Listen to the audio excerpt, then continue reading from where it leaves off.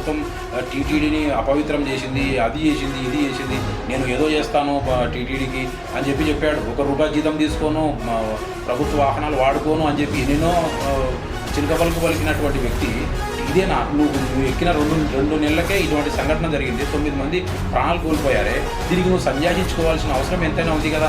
సంజాషించుకోపోగా ఇంకా భక్తుల కుటుంబం వచ్చేటట్టు, భక్తులను ఏదో వెక్కిరించినట్టు మాట్లాడడం అనేది నిజంగా నీ అనుభవానికి, నీ వయస్సు తగింది కాదు బీఆర్కే నాయుడు గారు. ఖచ్చితంగా మీరు క్షమాపణ చెప్పాల్సిందే. పవన్ కళ్యాణ్ గారికి కూడా క్షమాపణ చెప్పాల్సిందే. ఎందుకంటే పవన్ కళ్యాణ్ గారు ఆదేశించారు మిమ్మల్ని, ఒక డిప్యూటీ సీఎంగా మిమ్మల్ని ఆదేశిస్తే మీరు చేసేది ఇది చనిపోయిన వాళ్ళు తిరిగి వస్తారా అంటూ మీరు డిప్యూటీ సీఎంకు క్వశ్చన్ వేస్తారా? అంటే డిప్యూటీ సీఎం అంటే మీకు లెక్క లేకుండా పోయిందా? దీనికి మీరు ఖచ్చితంగా సమాధానం చెప్పాల్సిందే. మీ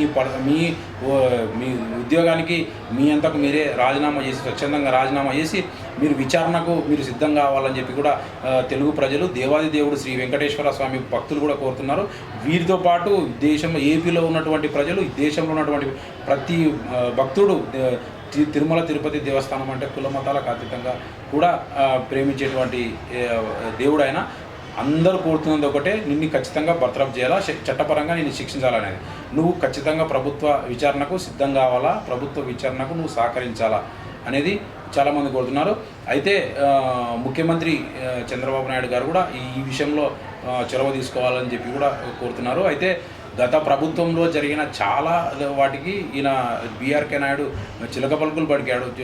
వైసీపీ మొత్తం టీటీడీని అపవిత్రం చేసిందని.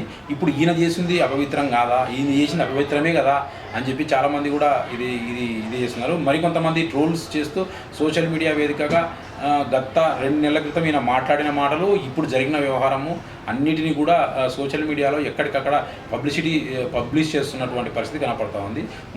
మొత్తంగా ఏపీలో క్షమాపణ అనేటువంటి ఒక అంశం తెర మీదకి వచ్చి ఏపీ మొత్తంలో అలజడి సృష్టిస్తుందని చెప్పవచ్చు.